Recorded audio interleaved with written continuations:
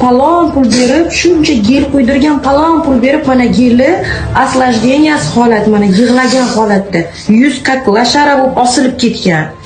Labbi qara, labbi. Bu nima ahvol bu? Nima ahvol qizlar buni? Mana qizimiz chiroyli holatda mana shu holatga kelgan.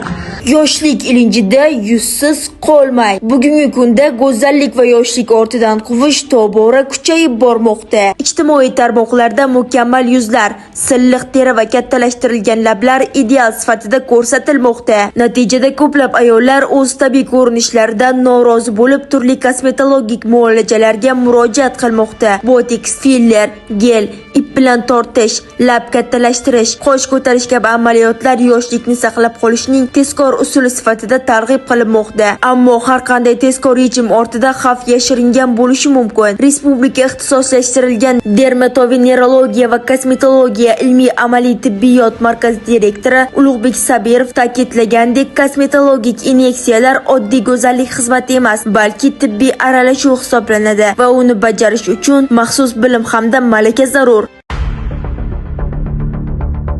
Afsuski, barcha kosmetologlar ham professional emas, tajribasiz, maxsus tibbiy ma'lumotga ega bo'lmagan shaxslar tomonidan bajarilgan muolajalar og'ir asoratlar keltirib chiqarishi mumkin. Kosmetologiya sohasidagi mutaxassis Muattar Raupovaning aytishicha, qisqa muddatli kurslarni tugatib, yetarli bilim va amaliy tajribaga ega bo'lmagan shaxslarning inyeksiyon muolajalarini bajarishi juda katta xavf tug'diradi. Noto'g'ri kiritilgan preparat, sifatsiz mahsulot yoki sanitariya qoidalariga amal qilmaslik yuz ifodasining buzilishiga, terida yiringli yaralar paydo bo'lishiga, asimetriya va shishlarga, hatto jarrohlik aralashuvigacha olib kelishi mumkin. Birgina xato qaror insonning nafaqat tashqi ko'rinishini, balki ruhiy holatini ham izdan chiqaradi.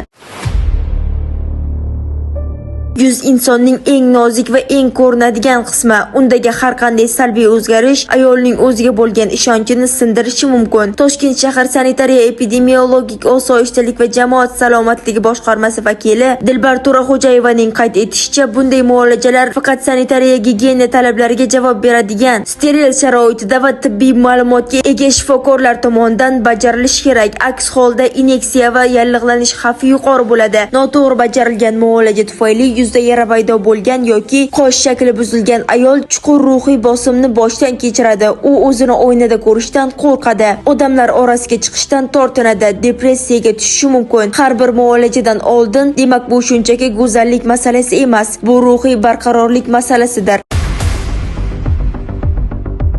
Hech bir go'zallik shoshilinch qarorga arzimaydi. Quyidagilarni o'ylab ko'ring. Mutaxassisning diplom va sertifikati bormi? Ish tajribasi qancha? Oldingi mijozlarning natijalari qanday? Ishlatilayotgan preparatlar rasmiy va sertifikatlanganmi? Mutaxassislar ta'kidlagandek, kosmetologiya tibbiyotning bir yo'nalishi bo'lib, mas'uliyatsizlik va shoshqaloqlik jiddiy asoratlarga olib kelishi mumkin. Bir kunda topilgan mutaxassis bir umrga iz qoldirishi mumkin. Shoshmang, o'ylang, maslahat qiling. Chunki go'zallik bu bir kunlik trend emas, balki umr bo'yi siz bilan qoladigan ne'matdir.